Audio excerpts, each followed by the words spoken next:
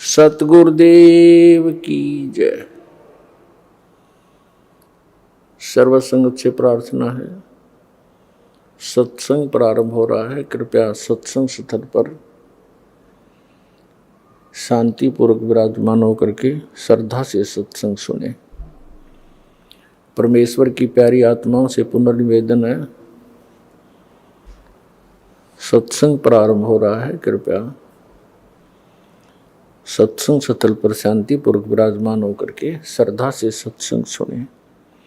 सत सही। संत रामपाल जी महाराज एक ऐसे महान संत जिन्होंने अपनी सतभक्ति, तत्व ज्ञान, करुणा और सेवा के बल पर समाज में नई मिसाल कायम की है। संत रामपाल जी महाराज की अगुवाई में उनके सभी सतलोक आश्रमों से समाज कल्याण के अद्भुत कार्यों ने समाज को सुनहरे भविष्य की एक नई उम्मीद दिखाई है। संत रामपाल जी महाराज से नाम दीक्षा लेने के बाद लाखों लोगों की लाइलाज बीमारियां जैसे कैंसर, एड्स आदि ठीक हुई। संत जी के ज्ञान से प्रेरित होकर उनके अनुयायियों ने लाखों यूनिट रक्तदान किया। संत जी ने लाखों बहन बेटियों का दहेज मुक्त विवाह करवाया।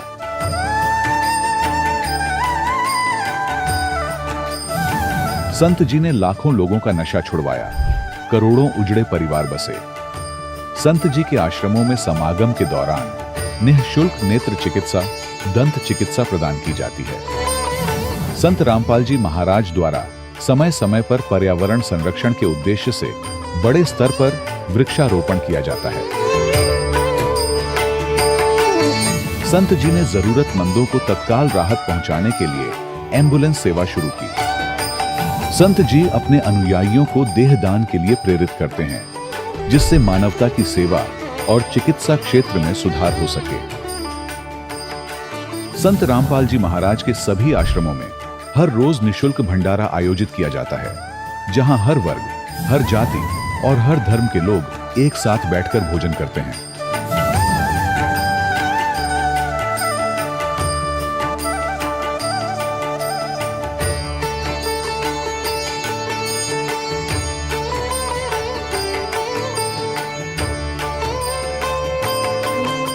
संत रामपाल जी महाराज की अन्नपूर्णा मुहिम ने गरीब और बेसहारा लोगों के जीवन में एक नई ऊर्जा और उम्मीद को जन्म दिया है।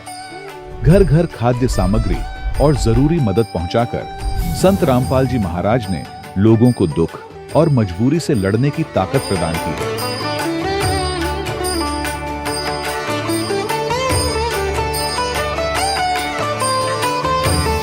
संत रामपाल जी महाराज द्वारा गरीब लोगों के लिए घर बनवाने का अद्भुत कार्य एक ऐसी मिसाल कायम कर रहा है जो सदियों सदियों संत जी की उदारता और दया भावना के तौर पर जाना जाएगा।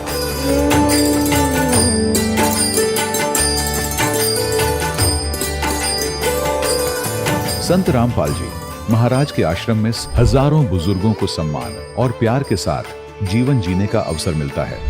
उनके खाने, रहने और स्वास्थ्य की पूरी जिम्मेदारी संत रामपाल जी महाराज उठाते हैं। अनाथ बच्चों के लिए संत रामपाल जी महाराज के सभी आश्रम किसी वरदान से कम नहीं। यहाँ उन्हें शिक्षा, संस्कार और भविष्य के लिए बेहतर अवसर प्रदान किए जाते हैं। चाहे बाढ़ हो, भूकंप या महामारी, संत रामपाल जी महाराज और उनके अनुयायी हमेशा ही जरूरतमंदों के लिए सबसे आगे खड़े रहते हैं। कोविड महामारी के दौरान संत रामपाल जी महाराज के आश्रमों से करोड़ों लोगों के लिए भोजन, दवाइयां और जीवन रक्षक सामग्रियां उपलब्ध कराई गई। चाहे गरीब की मदद हो या किसी शोषित और पीड़ित वर्ग के हक और सम्मान की लड़ाई, संत रामपाल जी महाराज ने हमेशा ही उनकी दबी आवाज को सरकारों तक पहुंचाया है और उन्हें उचित न्याय दिलवाने में अहम भूमिका अदा की है। समाज में आध्यात्मिक और सामाजिक मूल्यों के प्रति जागरूकता लाने में संत रामपाल जी महाराज हर कदम पर मानवता के सच्चे सेवक साबित हुए हैं।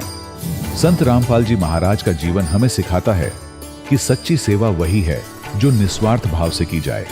आइए हम भी इस महान सेवा के कार्य में इस महान संत से जुड़ें और संत रामपाल जी महाराज से नाम दीक्षा लेकर अपने जीवन को धन्य बनाएं।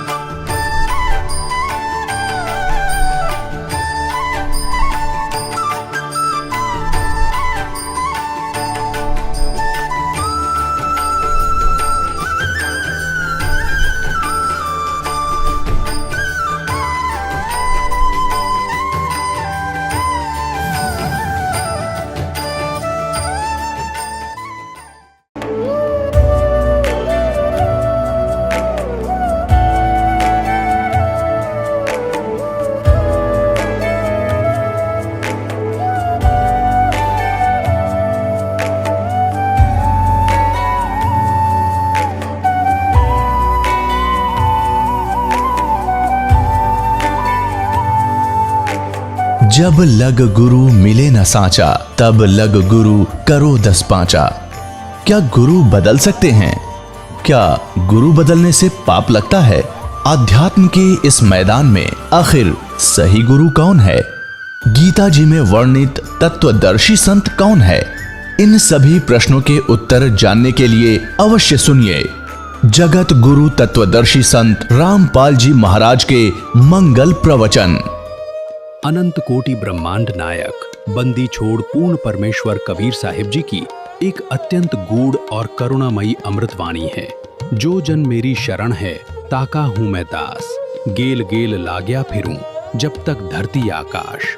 इस वाणी में परम अक्षर ब्रह्म कबीर साहिब जी अपनी आत्माओं के प्रति अपने अगाध प्रेम को प्रकट करते हुए कहते हैं कि जो भी पुण्यात्मा एक बार मेरी सच्ची शरण ग्रहण कर लेती है, मैं स्वयं उसका दास बन जाता हूँ।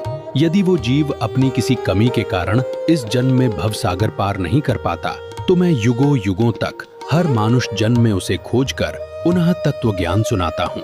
मेरा ये प्रयास तब तक जारी रहता है जब तक ये धरती और आकाश नष्ट नहीं हो जाते।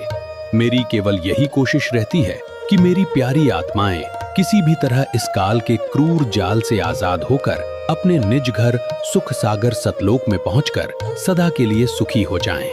संत रामपाल जी महाराज अपने सत्संगों में बताते हैं कि परमात्मा के इसी वादे और भक्त के प्रति उनके असीम प्रेम का सबसे बड़ा प्रमाण हमें उस युग में मिलता है जब पूल ब्रह्म कबीर साहिब जी काशी की पावन धरा पर सशरीर प्रकट थे। उस कालखंड में दिल्ली के निवासी सम्मन मनियार, उनकी पतिव्रता पत्नी नेकी और आज्ञाकारी पुत्र सेऊ ने परमेश्वर से नाम दीक्षा ली थी। उनका गुरु प्रेम और समर्पण ऐसा था जिसकी मिसाल तीनों लोकों में नहीं मिलती। सद्गुरु की सेवा और उनके भंडारे के लिए धन की व्यवस्था करते हुए एक ऐसी कठोर परीक्षा की घड़ी आन पड़ी जहां परम भक्त सम्मन को अपने ही हाथों अपने इकलौते जवान पुत्र सेऊ का शीश काटना पड़ गया था। लेकिन जहां स्वयं जीवन दाता खड़े हों, वहां काल कैसे वार कर सकता है। बंदी छोड़ कबीर परमात्मा ने अपनी शब्द शक्ति से सेऊ को पुनः जीवित कर दिया था। गुरु और शिष्य के इस रोंगटे खड़े कर देने वाले समर्पण और भक्ति के इस चरम शिखर को गहराई से महसूस करने के लिए आप हमारे चैनल पर श्रद्धा का सबसे बड़ा इम्तिहान AI स्टोरी नामक वीडियो अवश्य देखें। वीडियो का लिंक नीचे डिस्क्रिप्शन में दिया गया है। भक्ति के इस अद्वितीय मार्ग पर चलकर नेकी और सेऊ ने तो अपनी अटूट निष्ठा के बल पर उसी जन्म में मोक्ष का द्वार खोल लिया, परंतु काल का जाल बड़ा ही सूक्ष्म और मायावी है। इतनी बड़ी कुर्बानी देने के बावजूद सम्मन के हृदय के किसी गहरे कोने में एक कसक, एक सूक्ष्म पीड़ा शेष रह गई कि काश यदि मेरे पास धन होता तो आज मुझे अपने जिगर के टुकड़े को काटना न पड़ता। अंतर्यामी परमात्मा ने भक्त की उस पीड़ा को भी मिटा दिया। उसी जन्म में बंदी छोड़ ने सम्मन, नेकी और सेऊ के घर को छप्पर फाड़कर धन धान्य और माया से परिपूर्ण कर दिया। सम्मन अब कोई निर्धन मनियार नहीं, बल्कि दिल्ली का सबसे बड़ा और महान सेठ बन चुका था। लेकिन विडंबना देखिए, उस अथाह धन की प्राप्ति के बाद सम्मन के भीतर से वो तड़प और मोक्ष की सच्ची इच्छा ही क्षीण हो गई। जिस पिता ने परमेश्वर रूप सद्गुरु के लिए अपने ही बेटे की बेमिसाल कुर्बानी दे दी थी, केवल मन में रह गई धन की एक छोटी सी चाहत के कारण अगले जन्म में ये नौ शेरवा नाम के एक शहर में नौ शेर खान नाम का राजा बना, बादशाह बन गया। क्योंकि इतना दान सेक्रीफाइस के रखा था, जब घना धन मालिक ने दिया, इसने डिट के फिर भी दान किया था, उस दान के प्रतिफल में यो बादशाह बन गया। और इसके 80 खजाने थे, 80 गंज बोले हैं। एक यानी जमीन में दाब्या करते पहले राजा लोग, और उस पर एक झंडा टांग देते थे, ध्वजा। तो इसकी 80 ध्वजा टंगी हुई थी। तो राजाओं को दूर के राजाओं, गुप्तचर लोग बता दिया करते थे कि उस राजा के 80 गंज खजाने हैं। 80 गंज, एक गंज में अरबों खरबों का खजाना होता है, हीरे पन्ने लाल ऐसे ऐसे, सोना चांदी। अब वो तक खूब चौड़ा हुआ बैठा राजा बन के, इतना धन है मेरा, और कंजूस इतना हो गया, दान नहीं करता। तो काल चाहता है कि ये भक्तिहीन हो, इसका भट्ठा बैठे, सारे खजाने दाबे में बैठे, कल मृत्यु हो जाती गधा बनाओ, वो खजाने के काम आते उस मूर्ख के, वही सम्मान था। अब कहते गोता जो जन मेरी शरण है, ताका हूं मैं दास, और गैल गैल लाग्या फिरूं जब तक धरती आकाश। अब परमात्मा का काम बढ़ाया, अपनी वीरान माटी करवाई। अब भगवान फिर पहुंचे वहां एक साधु रूप बना के, और जाके कहा महाराज कुछ दान दे दो। देखो हमारी बुद्धि सेट करने के लिए, हमें उभारने के लिए भिखारी बने भगवान। साधु संत बनकर कहा कि मुझे कुछ दान दक्षिणा करो। तो राजा इतना बुद्धिहीन हो गया, क्योंकि जितनी माया घड़ी होगी उतना कंजूस बनेगा, और बुरे काम में लाओगा, अच्छे काम में जीव ला नहीं सकता जब तक भगवान साथ नहीं होगा। तो वो राजा कहने लगा कि महाराज मेरे पास पैसे नहीं है। परमात्मा ने कहा कि देखो ये 80 ध्वजा फहरा रही है तेरी, आप क्यों झूठ बोलते हो, कुछ दान कर दो भाई, देख कल्याण होगा तेरा। कहने लगे बाबा जी ये मैं तो लोग दिखावा कर रखा है, इसमें कोल्ले दाब रखे, कोल्ले सच बताऊं कोल्ले हीरे हरे को नहीं इसमें। परमात्मा बोले ठीक है, जैसी तेरी नीत है भाई, ये कोल्ले हो जाएंगे फिर तेरे लिए। अब न्यू कह के परमात्मा चल पड़े। राजा ने सोचा भी संता की वाणी कदे सच्ची हो जाया करे। उसने खोद के देखा कोल्ले पाए, दूसरा खोदा कोल्ले पाए, तीसरा देखा सारे कोल्ले। अब उसको तो हार्ट अटैक होने की तैयारी होगी। अब उसने कहा कि संत को खोजो, कहाँ गया। अब पाजे सैनिक बताया, एक नाक बता जी आ जाओ, वहां बैठे हैं वृक्ष के नीचे। राजा गया पैदल नंगे पैरों, चरणों में गिर गए, महाराज माफ कर दो, जितना कहोगे उतना दान कर दूंगा। कहने लगा भाई तेरी नीत गेला बरकत हुई है यार, रखा पड़ा नहीं कोल्ले का था तो फिर क्यों रो है, निजी गलती होगी, मैं तो लुट जाऊंगा, पिट जाऊंगा। परमात्मा बोला इनको दान करेगा ना 80% तो मैं वापस करूंगा, यानी एक आध रख ले बाकी दान कर, नितर नरक में जाएगा तो उसने कहा ठीक है जैसे आपको। उन्हें सोचा भागते चोर की लंगोटी अच्छी न सारा गया। तो उसने जो भी है जैसा वायदा किया, जिसे दान काफी दान दून कर दिया, फिर भी कुछ रखा उसने। अब जब उसने दान तकरीबन कर दिया, खजाना रह गया थोड़ा, तो उसके मन में एक दोष और आ गया। कहने लगा मैं भी अच्छा मूर्ख हूं, सारा दान कर दिया, बाबा जी के देखना होता है कादा कर दूं हैं, अच्छे घोड़े खरीदूं हो, अच्छे ब्याह करवाऊं और जो करूं हो, मोक्ष फिर भी ना चाहे, ये बकवाद फिर चाहे, उसकी मृत्यु होगी, अगले जन्म में वह पूर्ति भी कर दी। वो अब्राहिम सुल्तान अदब नाम का बलख नाम के शहर का राजा बना, बलख बुखारे का इराक। ऐसा लिखा है कि बलख बुखारे बादशाह का बादशाह जो था उसका एक लड़की थी, कुल संतान नहीं थी, और एक आदम नाम का संत हुआ है फकीर मुसलमान में धर्म में। उस आदम ने, अब्राहिम आदम नाम था उसका, वो बहुत तपस्वी था, साधक था, घर छोड़ रखा था, ब्रह्मचारी था। एक दिन घूम रहा था शहर में, बलख बुखारा की बादशाह की लड़की को देख लिया। बहुत खूबसूरत थी, जवान थी, महल के ऊपर अपना हार वैसे वस्त्र उस्त्र धो रही थी, केस अपने सुखा रही थी, बाल, उसके अंदर वो वैराग खत्म होकर के और उसके अंदर शादी कराने की प्रवृत्ति उत्पन्न हो जाती है। वो जाकर के राजा से कहता है, मंत्रियों से, कि मैं आपकी राजा की लड़की से शादी करवाना चाहता हूं। उनको धमका डरा करके भगा दिया, खबरदार जे आज के बाद तू यहाँ आया तो। लेकिन होनहार भी प्रबल होती है, उसने सब जगह रुके, बारने आगे बैठ जा, और न्यू कह कि राजा की लड़की से ब्याह हो तो फकीर जीवे, राजा की लड़की से ब्याह हो तो फकीर जीवे। बहुत परेशान कर लिए, आखिर में उसने फिर बुलाया उस मंत्रियों ने, कहने लगा भाई राजा की लड़की से शादी करवाना चाहता है कि हाँ। फिर भाई राजा की लड़की के साथ शादी तो वो करा करे जो हीरे जवाहरात लावे। कहने लगा तू हीरे जवाहरात ला कर दे, जब तेरी शादी हम राजा की लड़की से करवा देंगे। ने बोला कहाँ मिला है? क्या नो मन नहीं बेरा काम मिले। वो लड़के हीरे जवाहरात ले आ, कुछ बताई इतने वो ला दे, जब हम आपके साथ इसकी शादी कर देंगे। उसने कौन दे हीरे जवाहरात को पूछा, रे पौड़ा हो रहा बाबा तो क्या करेगा इनका। आखिर में किसी ने बता दिया कि समुद्र में मिलते हैं। उस समुद्र में चला गया, वहां किसी ने बताया कि समुद्र में है। अब वो कितना पागल हो गया कि समुद्र में ते चिप्पी भरे अपना करमंडल और दूर गिरा हुआ भरे और दूर गिरा हुआ को 20 दिन हो गए लागे ने, खावा न पीवा, पागल सा हो रहा। उसने सोचा कि समंदर न रहता दूंगा, फिर नीचे नरे हीरे पन्ने पाऊंगे मोतियां, उनको लेकर चलूंगा। उसमें बंदी छोड़ कबीर साहब आते हैं, कहने लगे भाई क्या करे सर महाराज जी। कहने लगे तन्ने के मतलब से अपना काम करे।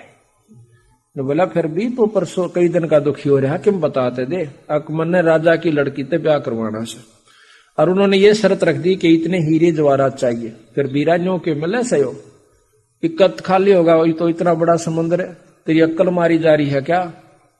नो बोला ये खत्म ना होगा तो मैं तो मर जाऊंगा, एक फैसला तो होएगा ना, मैं भी नहीं रह सकता। कहते हैं नो बोला तू आंख बंद कर। आंख बंद कर दी, एकदम समुद्र की झाल बंदी छोड़ने दे दी। नरे ढू पड़ गए हीरे और मोतिया के। आंख खोली, महाराज जी वहां थे नहीं। उसने सोचे खुद खुदा आया था और था भी खुदा बंदी छोड़, इसमें के शख्स है। महाराज कहते हैं गैल गैल ला गया, फिर जब लग धरती आकाश, अपने हंस ने न्यू काटो, यो इसके सारे कुकर्म भी पूरे करवाऊं, और यो फिर भी नहीं मानता। कहते उसने देखा पागल सा हो गया, गिठड़ी बांध ली हीरे और जवाहरात की, जाके और राजा के दरबार में पटक दी। मंत्रिया तो बोला कि लो हीरे जवाहरात मेरा ब्याह कर दो। मंत्रिया ने बुला के सिपाही ने बोले इसने अच्छा गढ़ दो, मार लट्ठा मार डंडा बेहोश करके उन्हें जंगल में गिराई। परमात्मा की करनी हो सतगुरु महाराज की कहते हैं साध दुखावन अग पाप है अनगन हत्या अपराधम। वह लड़की मर जाती है, लड़की की लाश को ले जा करके और कब्र में दबा दिया। 3-4 पहरेदार बिठा दिए जाते हैं, 2-3 के कोई कुत्ता गादड़ कच्ची जब तक वो रहे कब्र कोई खोद ना ले, वो बिठा दिए। जब होश में आता है वह फकीर पूछे आकर फिर देखा से पूछा से वहीं आ जाता है दरबार में। वहां पता चला उसने कि वह तो मर गई। उसने पता किया लोगों से कि मर गई राजा की लड़की। तो उसने पूछा कहाँ दबाई है, देखा कि उधर कब्र में दबा दी। रात के समय बहुत ध्यान से दूर बैठ जाता, पहरेदारों से देखता रहता कि कभी इनकी आंख लग गए और इस लाश न ठा ले जाऊं। ऐसा ही किया, वो पहरेदार सो गए। उन्हें सोचे कि आवा सही बाड़ा के खागा, इतनी चारों तरफ तो प्रबंध हो रहा से। उसने जाके वह कच्ची सारी दोपहर के फटाफट और लेकर उस लाश को उस जंगल में दूर चला जाता है जहां उसकी झोपड़ी थी। उसको ऊपर रख के अपने एक बना रखा था उसने खाटसी, और वहां पर रहे और अल्लाह से रोज अर्ज करे कि हे अल्लाह, हे खुदा, हे परमात्मा, इसको जीवित कर दे। कहते हैं वहां बंजारे आ जाते हैं। बंजारे पानी लेने के लिए चले हैं कि यहाँ कोई दीवा जड़े से। इस झोपड़ी से पूछा कि यहाँ आस पास पानी कहाँ से। उनको देख कर वो डर का मारा कि कहीं राजा के दूत वो नहीं आगे सिपाही कितने कूट दें। झोपड़ी के नीचे अपनी गुफा में चला गया, ऐसे ऊपर अड़ा दी उसका पाती जैसे यहाँ रास्ता भी ना हो। उन दीवा जड़ता हुआ देखा, उसमें एक लड़की की लाश देख कर वह सहम गए। उनमें एक वैद्य था। वैद्य ने देखी कि भाई आदमी तो यहाँ है नहीं, लड़की लड़की है। तो उन्होंने देखा, उस वैद्य ने देखा कि यह मरी नहीं है, सदमा है इसको। उसके पास एक दवाई थी, जबरदस्ती उसके मुंह में एक दवाई डाल दी और एक नस काट दी थोड़ी सी, उससे वो खून निकल गया। वह 5 मिनट के बाद वह लड़की खड़ी हो जाती है, जिंदा हो जाती है। फिर वह पूछते हैं उस लड़की से कि आप कौन हो। कहने लगी मुझे नहीं मालूम मैं कौन सू। आपको यहाँ कौन ले आया? मुझे ये भी नहीं मालूम कि मुझे कौन ले आया। वो कहने लगे आप कौन हो? कि हम तो राह चालते बंजारे थे, हम पानी की तलाश में आए थे, हमने सोचा कि यहाँ पानी मिलेगा।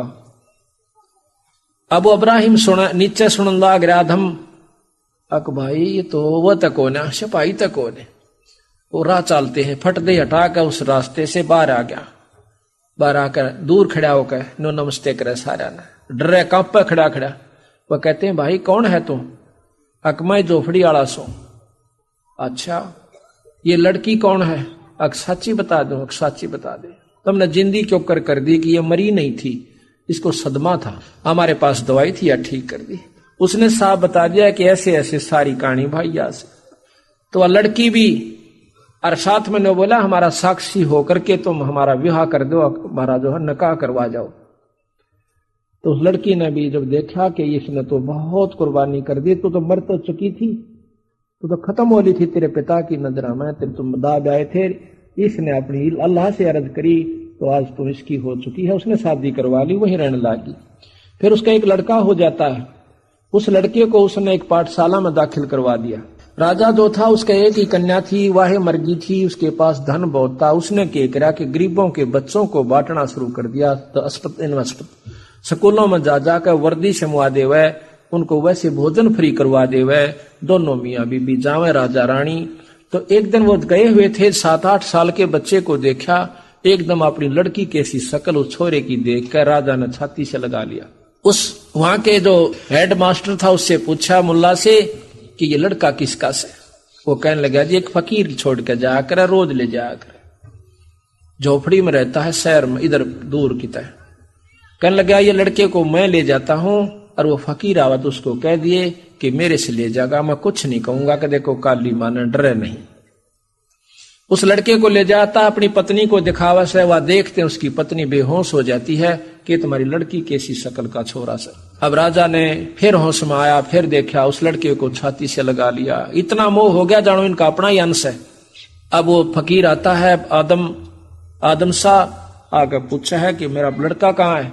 उसने बता दिया मौलवी ने कि आपके लड़के को राजा ले गया। वो तो डर गया एकदम, कहने लगा उसको किसने बता दिया कि वो बहुत धार्मिक राजा है, बहुत अच्छा राजा है, आप जाओ नाटक हो ना।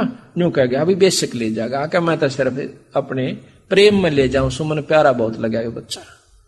अब जो वो जावे से वापस बारने आगे खड़ा हो गया। तो राजा ने कह दिया था सिपाहियों को कि इस लड़के ने कोई लेना, उसने रोकियो मत ना, सीधा आ जाएगा। राजा अपने कमरे में लिए बैठा उस लड़के को, रानी बैठी तो आ जाता आदम, वो पहचान गया कि तो वो फकीर से। कहने लगे ये लड़का तू कहां से लाया कि आपकी लड़की का हुआ? कि वो सहम जा से कि मेरी लड़की तो मर गई थी। फिर उन्हें सारी कहानी बता दी। तो एकदम राजा ने खड़ा होकर उसको आदर दिया और स्टेज अपने आसन पर बैठा दिया, सिंहासन पर। अर्ज करी कि अगर आप कृपा करो तो इस लड़के ने हम पाल देंगे। न्यो बोला ठीक से, अपनी लड़की ने भी ले आओ और इस लड़के ने भी पाल दो। जाकर के लड़की को लेने के लिए भेजे कि अब आपको राजा ने बुलाया से।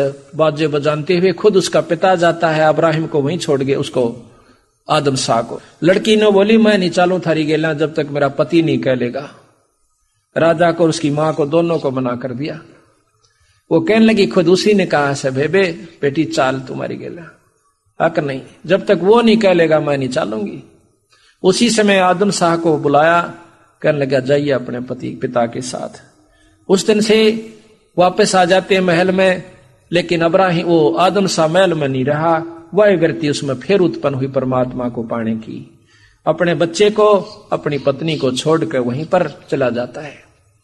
वो जाकर के अपनी तपस्या करके शरीर छोड़ जाता है। उधर से वो लड़का जवान हो जाता है, उसका नाम इब्राहिम सुल्तान रख दिया जाता है। वो बलख बुखारे का बादशाह, बहुत ही पैसे वाला, बहुत ज्यादा उसकी व्यवस्था थी। वो इब्राहिम सुल्तान बलख बुखारे का बादशाह हो जाता है, जिसने अपने राज को बढ़ाकर जब जवान हुआ बहुत विस्तार कर लिया और इतनी ऐश थी 16,000 उसने ब्याह करवाए, रानियां होगी, ऐसा लिखा गरीबदास। 18 करोड़ उसके पास घोड़े, बहुत बड़े उसका ऐश थी। कहते हैं जब वो हाथी पर चढ़ कर चाला करता था, इंद्र भी शर्मा जाया करता स्वर्गलोक से कि इसे ठाट तो मेरे भी को ना, जो कि इब्राहिम सुल्तान आदम बादशाह के, बलख बुखारे के बादशाह के। ये बंदी छोड़ की आत्मा थी, बंदी छोड़ का हंस था। अब देखो अपने हंस नोबारण की खातिर बंदी छोड़ने कितने कितने पापड़ बेलने पड़े। अब क्या बनते हैं उस हंस को? सतलोक ले जाने की खातिर कि ईब राजा बन गया फिर यू गधा बनेगा। इस व्यक्ति को मन में रखते हुए उद्देश्य को सतगुरु महाराज अपने हंस को निकालने की फिर व्यवस्था बनाते हैं। कितनी मेहनत करते हैं ये ध्यान से सुनना। जब एक दिन की बात है, क्योंकि फकीर का अंश था, वही भक्ति उसके अंदर और पिछले संस्कार प्रबल थे, युगा युगा से भक्ति करता हुआ आ रहा था। उसके अंदर एक दिन परमात्मा के पानी की व्यवस्था हुई।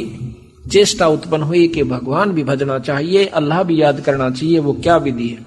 एक रात बादशाह के मकान के करीब किसी नेक बंदे के मकान में कुछ दरवेश आए। रात भर उन्होंने सत्संग फरमाया। बादशाह ने रात में अपने मकान की छत पर बैठकर पूरा सत्संग गौर से सुना। अल्लाह की इबादत की जबरदस्त तहरीक हुई। सुबह अपने वजीरों से कहा कि किसी नेक दरवेश का पता करो और मुझे मिलवाओ। एक मक्कार बाबा बड़ा मशहूर था। बादशाह को उसके पास ले जाया गया। बादशाह उसके बताए तरीके से इबादत करने लगा। बादशाह की उंगली में एक बेशकीमती अंगूठी थी। मक्कार बाबा दिखावा तो करता था कि वह माल और दौलत को हाथ तक नहीं लगाता। लगता था कि बड़ा तारिकुद दुनिया फकीर है, मगर था धोखेबाज। सुल्तान भी उससे मुतासिर था।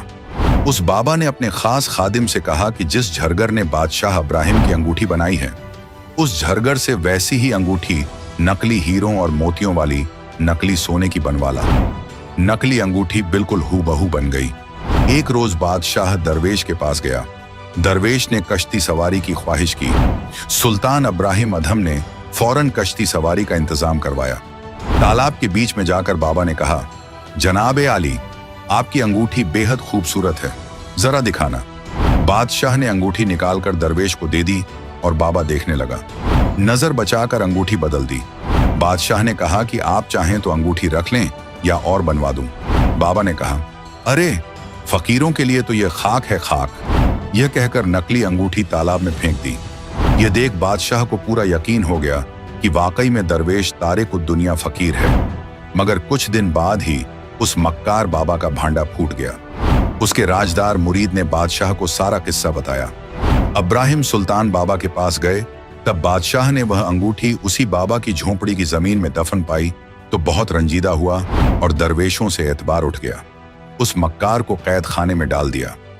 फिर तो बादशाह ने अपने मुल्क के तमाम पीर फकीरों को तलब किया और उनसे सवाल किया कि अगर आपने खुदाए बरतर को पाया है तो मुझे भी उसका दीदार कराओ। इस सवाल का जवाब किसी के पास न था। एक फकीर ने फरमाया कि आप एक दूध का जाम मंगवाए। खादिम ने दूध का जाम लाकर पेश कर दिया। फकीर ने दूध में उंगली डुबोई और बादशाह से कहा, जनाब आली, आपके दूध में घी नहीं है। बादशाह ने कहा, दूध से घी हासिल करने का तरीका है। पहले दूध को गर्म करके ठंडा किया जाता है, फिर जमाया जाता है, तब दही बनता है, फिर मथा जाता है, फिर इसमें से घी निकलता है। फकीर ने कहा, ऐ सुल्तान आजम, जिस तरह दूध से घी पाने का तरीका है, वैसे ही इंसानी जिस्म से परवरदिगार को पाने का तरीका है। उस तरीके से अल्लाह ताला की दीदार होता है। मुर्शिद ढूंढो और इबादत करो। बादशाह के दिल में पीर फकीरों के लिए नफरत थी। वह सबको उसी नजरिए से देख रहा था। उस फकीर को भी कैद खाने में डाल दिया। सबसे चक्की चलवाई जा रही थी। सब दरवेश तो खुदाए पाक के लिए ही घर बार छोड़कर निकले होते हैं। राह ए इबादत सही न मिलने के सबब शोहरत की चाह लाजमी है, मगर वे अल्लाह की नेक रूहें होती हैं। खुदा के लिए कोशिश करने से परवरदिगार की उन पर रहमत रहती है। उनको हकीकी इल्म देने के लिए भेस बदलकर अल्लाह ताला उनको समझाते हैं, लेकिन काल के फंदे में उलझकर वे अंधे हो जाते हैं और हकीकत को नजरअंदाज कर देते हैं। मगर खुदाए करीम तो सबका बाप है। वह बच्चा जानकर मुआफ कर देता है और उनकी भी मदद फरमाता है। कैद खाने में गमगीन पीर फकीरों की फरियाद सुनकर उनको रिहा कराने के लिए और अपने नेक आबिद इब्राहिम सुल्तान को काल के फंदे से निजात दिलाने के लिए कबीर परवरदिगार एक भैंसे पर सवार होकर सुल्तान अधम के दरबार ए आला में तशरीफ लाए। दरवेश के लिबास में परवरदिगार को देखकर इब्राहिम सुल्तान ने पूछा, आप किस मकसद से आए हैं? परवरदिगार ने फरमाया कि आपके सवाल का जवाब देने आया हूँ। इब्राहिम ने सवाल किया कि मुझे बताइए खुदा कैसा है? अगर आप खुदा से मिले हैं तो मुझे भी मिलवाइए। कबीर जी ने भैंसे से कहा कि बता दे भैंसा, अल्लाह कैसा है? कहाँ है? खुदा की कसम सच कहना। भैंसा इंसान की तरह बोला। कहा कि इब्राहिम मेरे ऊपर जो बैठा यही अल्लाहू अकबर है। सुल्तान को भैंसे को बोलते देखकर हैरत हुई और मुतासिर भी हुआ। सोचने लगा कि यह कोई करिश्मा हो सकता है। कबीर परवरदिगार भैंसे समेत वहाँ से गायब हो गए। इब्राहिम को चक्कर आ गया। कबीर परवरदिगार कैद खाने के सामने खड़े हो गए। सिपाहियों को हुक्म था कि कोई भी दरवेश मिले उसे कैद में डाल दो, इसलिए उन्होंने कबीर परवरदिगार को कैद कर दिया। सिपाहियों ने कहा कि चक्की चलाओ। बाकी सब फकीर भी चक्की चलाकर आटा पीस रहे थे और गिड़गिड़ा रहे थे। कबीर परवरदिगार ने सिपाहियों से कहा कि हम कैदी एक काम करेंगे, एक काम सिपाही करेंगे। हम चक्की चलाएंगे तो तुम सिपाही चक्की में गंदुम, गेहूं, चना, बाजरा डालोगे या हम गंदुम डालेंगे, तुम चक्की चलाओ। सिपाहियों ने चालाकी से कहा कि हम गंदुम डालेंगे, तुम चक्की चलाओ। कबीर परवरदिगार ने कहा कि सब दरवेश खड़े हो जाओ। यह कहकर अपनी चक्की को असा लगाया। उसी वक्त सब 360 चक्की अपने आप चलने लगी। कबीर अल अजीज ने कहा, सिपाही भाई डालो गंदुम, पीसो जितना चाहिए। दरवेशों से कहा कि आंखें मूंद लो, सबने आंखें मूंद ली। फिर परवरदिगार ने कहा कि आंखें खोलो, सबने आंखें खोली तो सब कैद खाने से बाहर बल्ख शहर से दूर जंगल में खड़े थे। कबीर परवरदिगार ने कहा कि आप इस बादशाह के मुल्क को छोड़कर दूर चले जाओ। सब आबिदीन परवरदिगार को सलाम करके और शुक्रिया अदा करके भाग चले। बादशाह को खबर मिली कि एक साहिब एक करामात फकीर आया था, सब कैदियों को रिहा करके ले गया। जाते वक्त दिखाई नहीं दिया। एक चक्की को असा लगाया, सब 360 चक्कियां चलने लगी हैं। बादशाह कैद खाने में गया, चलती चक्कियों को देखकर दंग रह गया। चक्कियां बंद हो गईं। बादशाह सोच में डूब गया। कुछ अय्याम के बाद परवरदिगार कबीर एक ऊंट चराने वाले देहाती जैसे लिबास, हाथ में लंबा आसा लेकर बादशाह के कसर की छत पर नमूदार हुए। रात का वक्त था, बादशाह सो रहा था। कबीर परवरदिगार ने छत के ऊपर असा को जोर जोर से मारना शुरू किया। सुल्तान इब्राहिम नींद से जागा। मुलाजिमों को डांटा कि यह कौन शोर मचा रहा है, लाओ पकड़कर। मुलाजिम ऊपर गए, एक सारबान को छत पर से पकड़कर सुल्तानी के सामने पेश किया। बादशाह ने पूछा, तू कौन है, मेरे कसर की छत पर क्या कर रहा है? कबीर अल अजीज ने फरमाया कि मैं सारबान कारवाम हूँ, मेरा एक ऊंट गुम हो गया है, उसको छत पर ढूंढ रहा हूँ। सुल्तान अधम ने कहा कि ए मासूम बंदे, छत के ऊपर ऊंट कैसे चढ़ सकता है, ये तो कभी हुआ ना होगा, कहीं जंगल में ऊंट को ढूंढ। परवरदिगार कबीर ने कहा कि ए इब्राहिम, जैसे ऊंट छत के ऊपर नहीं हो सकता, न छत के ऊपर कभी मिलता है, ऊंट को जंगल में ढूंढना पड़ता है। इसी तरह अल्लाह ताला तख्त शाही पर बैठकर ऐश और आराम मौज मस्ती करने से नहीं, वह दरवेशों में मिलता है। इतना कहकर कबीर परवरदिगार गायब हो गया। सुल्तान अधम बेहोश होकर जमीन पर गिर पड़ा। हुजरा और बेगमात ने एक अमिल झाड़ फूंक करने वाला बुलाया। उसने बादशाह के एक हाथ पर तावीज बांध दिया और कहा कि इन पर जिन्न भूत का साया है, ठीक हो जाएगा। बादशाह का दिल मुल्क के इंतजाम में नहीं लग रहा था, मलूल रहने लगा। कुछ अरसे बाद बादशाह मामूली हो गया और दोबारा ऐश और आराम में मसरूफ हो गया। खुदाए कबीर अपने खूबियों के मुताबिक फिर एक तमाशा दिखाने तशरीफ लाए। एक मुसाफिर का भेष बनाकर बगल में कपड़ों की पोटली दबाए देहाती लिबास में शाम के वक्त सुल्तान के कसर ए आला में पहुंचे। सुल्तान मकान के दरवाजे पर सहन में कुर्सी पर बैठा था। बादशाह ने पूछा कि आप यहाँ किस मकसद से आए हैं? खुदाए कबीर ने फरमाया कि मैं एक राहगीर हूँ, रात को आपकी सराय में ठहरना चाहता हूँ, एक रात का किराया बताइए कितना होगा? सुल्तान इब्राहिम अधम मुस्कुराया और बोला कि ऐ सात दिल मुसाफिर, ये कोई सराय नहीं है, ये तो मेरा कसर शाही है, मैं इस शहर का हुक्मरान हूँ। कबीर और रहमान ने सवाल किया कि आपसे पहले इस कसर में कौन रहता था? सुल्तान इब्राहिम अधम ने जवाब दिया कि मेरे आबा व अजदाद यहाँ मुकीम थे। फिर कबीर अल्लाह ने पूछा, वे कहाँ हैं? मैं उन्हें देखना चाहता हूँ। सुल्तान ने जवाब दिया, वे तो अल्लाह को प्यारे हो गए। खुदा ने पूछा कि आप कितने दिन इस कसर में रहेंगे? जवाब की बजाय सुल्तान ने गहरी सोच में डूबकर कहा कि मुझे भी एक दिन रुखसत होना है। कबीर परवरदिगार ने फरमाया कि ए गाफिल इंसान, ये सराय नहीं तो और क्या है? अरे तेरे बाप दादा पड़ पीढ़ी, ये बसे सरा में गीधी, ऐसे ही तू चल जाई, यूं हम महल सराय बताई। सुल्तान बेहोश हो गया।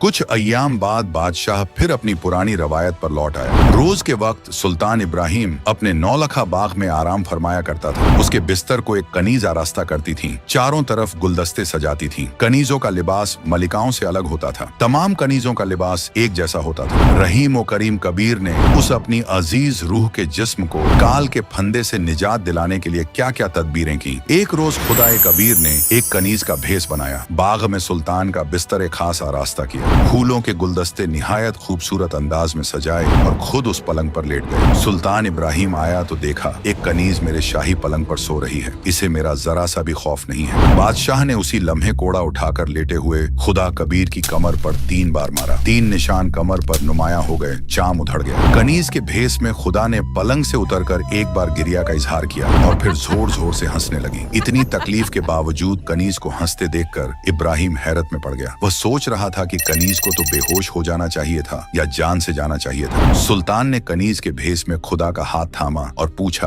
कि ऐ कनीज, इतना क्यों हंस रही है? खुदा कबीर ने फरमाया कि मैंने इस बिस्तर पर एक घड़ी आराम किया। एक घड़ी के सुकून का बदला मुझे 3 कोड़े मिले। मेरे जिस्म का चाम भी उधड़ गया। मैं इसलिए हंस रही हूँ कि जो इस नापाक सेज पर शबो रोज सोता है उसका क्या हश्र होगा। मुझे तेरे हाल पर रहम आ रहा है, ऐ गाफिल इंसान। कहे खवास सुनो अब्राहिम, कैसा खिलवत खाना, एक घड़ी से जा पर पोटे, तन का चाम उड़ाना। जो सोवत जो सो रहता उनका के हाल गुजारता। इतना कहते अंतर्ध्यान हो गया। ये मंजर देखकर सुल्तान अधम बेहोश हो गया। जब होश आया तो हैरत में पड़ गया कि ये क्या हो रहा है, मेरी समझ से परे है। कुछ अरसे बाद वुज़रा और बेगमात ने मशवरा दिया कि बादशाह को शिकार पर ले जाओ, कई दिनों तक जंगल में रहो, इनके दिल की परेशानी कम हो जाएगी। ऐसा ही किया गया।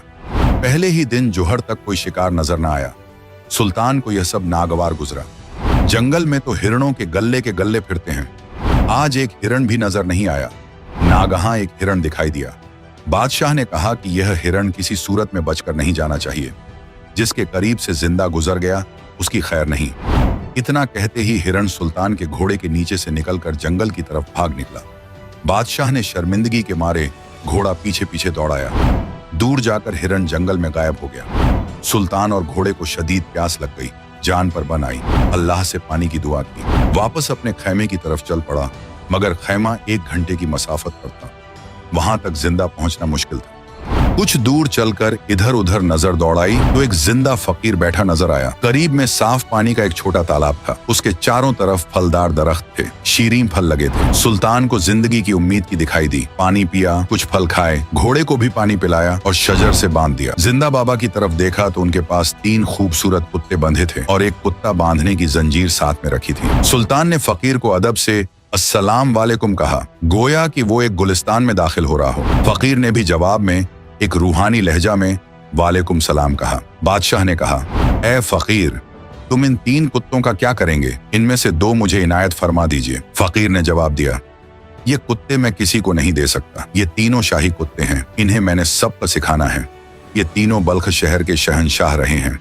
सुल्तानी को बात कुछ हजम नहीं हुई। फकीर ने फिर कहा, मैं इन्हें नसीहत करता था कि तुम अल्लाह को याद किया करो। इस फानी दुनिया में हमेशा नहीं रहोगे, मरने के बाद कुत्ते की जिंदगी पाओगे। अब तुम शाही खाने, बिरयानी, कबाब, जर्दा और मेवे खा रहे हो। ये तुम्हारे पिछली जिंदगी के नेक आमाल और इबादत का नतीजा है। अगर इस इंसानी जिंदगी में इबादत नहीं करोगे तो कुत्ते जैसे जानवरों की जिंदगी में तकलीफ उठाओगे। खाने को ये लजीज खाना नहीं मिलेगा। झूठे टुकड़े खाया करोगे, गंदगी खाओगे, नाली का मैला पानी पियोगे। फकीर ने अपनी बात जारी रखी।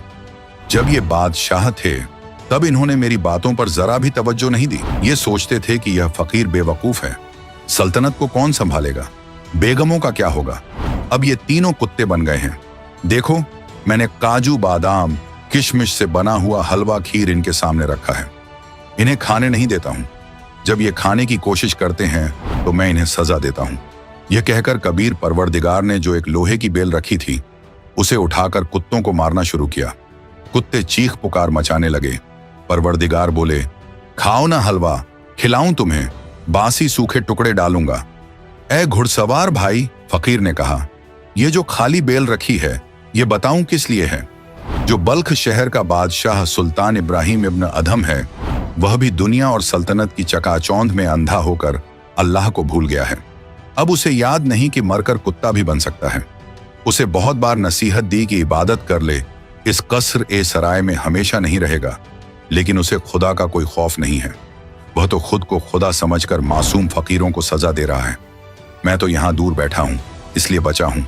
वह बादशाह मरेगा, इबादत के बिना कुत्ता बनेगा, उसे लाकर इस जंजीर से बांधूंगा।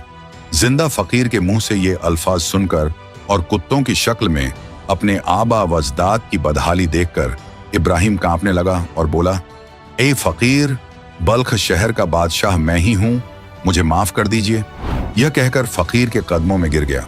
कुछ देर बाद जब वह उठा तो देखा वहां न तो जिंदा फकीर था, न तालाब, न बाघ था, न कुत्ते थे। सुल्तान इसे ख्वाब भी नहीं मान सकता था क्योंकि घोड़े के पांव अभी भी गीले थे। कुछ फल तोड़कर रखे थे वे भी मौजूद थे। सुल्तान को समझते देर नहीं लगी। घोड़े पर सवार हुआ और पड़ाव पर आया।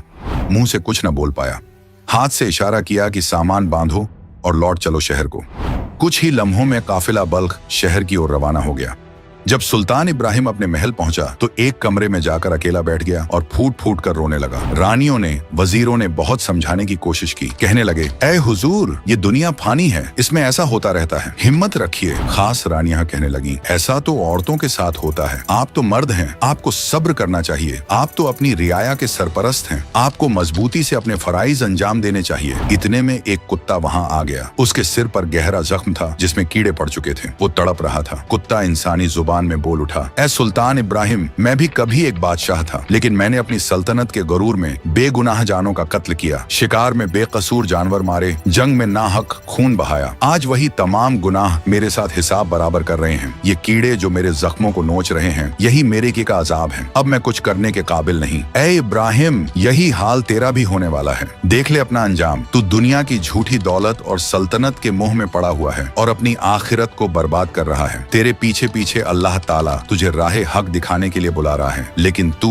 अब तक गफलत में है। यह लीला भी खुद खुदा ए कबीर जी ने की थी। यह अंतिम झटका था सुल्तान इब्राहिम को दलदल से निकालने का। उसी रात्रि में सुल्तान इब्राहिम ने अपने मुख पर काली स्याही लेपकर एक अल्फी के स्थान पर एक शॉल लपेटा। फिर कमरे में कमद बांधकर पीछे के रास्ते से उतरकर चल पड़ा। वो पूरी रात अल्लाह की याद में चलता रहा। तकरीबन 20 किलोमीटर का सफर तय किया तो उसे शदीद भूख लगी। उसने आगे एक मालन को देखा जो बेर बेच रही थी। वह मालन खुद खुदा ए कबीर जी ही थे जो एक मालन का भेस बनाकर रास्ते में बाग के बाहर बेर बेच रहे थे।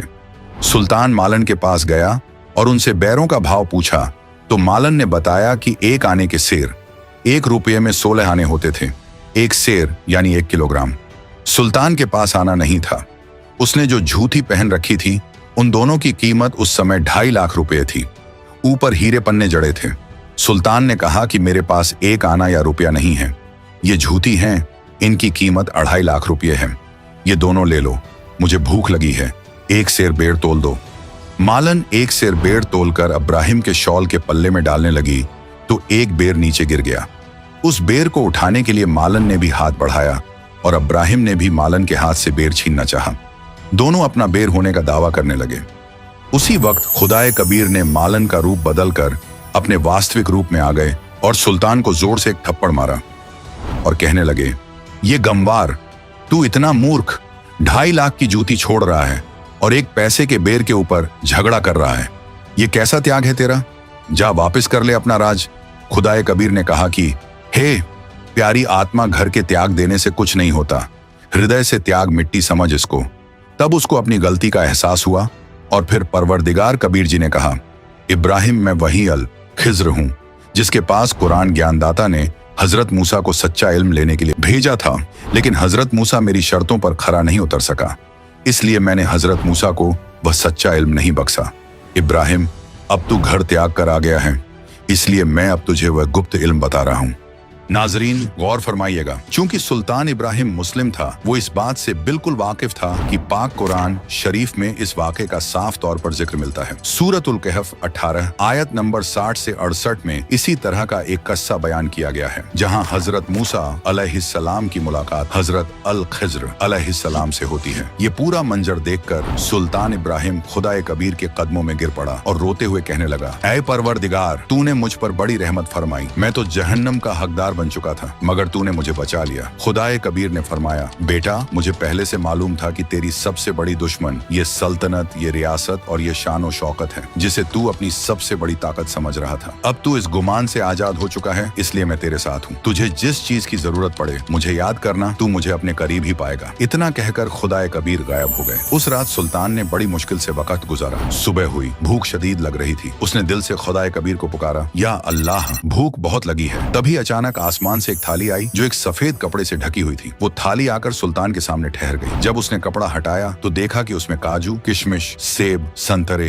हलवा, खीर, पूरी, कचौड़ी और न जाने कितनी नियमतें रखी हुई थी। मगर ये देखकर सुल्तान इब्राहिम का दिल कांप गया। उसने फौरन थाली को फिर से कपड़े से ढक दिया, मुंह फेर लिया और कहने लगा, ऐ अल्लाह, तूने मुझे इन नियमतों के जाल से निकाला था, फिर क्यों भेज दिया? बस मुझे एक सूखी रोटी दे दे। ये सब देखकर अल्लाह ताला कबीर जी ने आकाशवाणी की ओर कहा, अब्राहिम तू सफल हुआ, अब तेरी रूह इस गंदे दलदल से हट चुकी है। अब तू जंगल से लकड़ी तोड़ और उसे बेचकर अपना गुजारा कर और भक्ति कर, लेकिन सच्चे नाम बिना बात नहीं बनेगी। इतना कहकर अल्लाह ताला कबीर जी की आकाशवाणी बंद हो गई। कुछ दिन बाद परवरदिगार कबीर जी राजा को मिले और प्रथम मंत्र दिया, फिर उसके बाद सतनाम दिया और कहा तुझे सारनाम दूंगा जब तू योग्य हो जाएगा।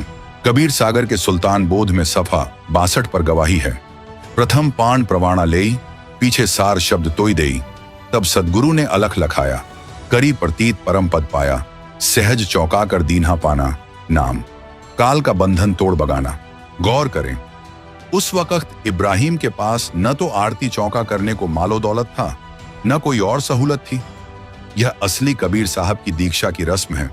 जिस आरती चौका में लाखों या हजारों का सामान, नारियल वगैरह का कोई इंतजाम नहीं है, वह तो बाद में कोई पाठ कराना चाहे तो कराए, वरना दीक्षा की रस्म सिर्फ मंत्रित पानी और मीठी चीजों, मिश्री, शक्कर, गुड़ से की जा सकती है।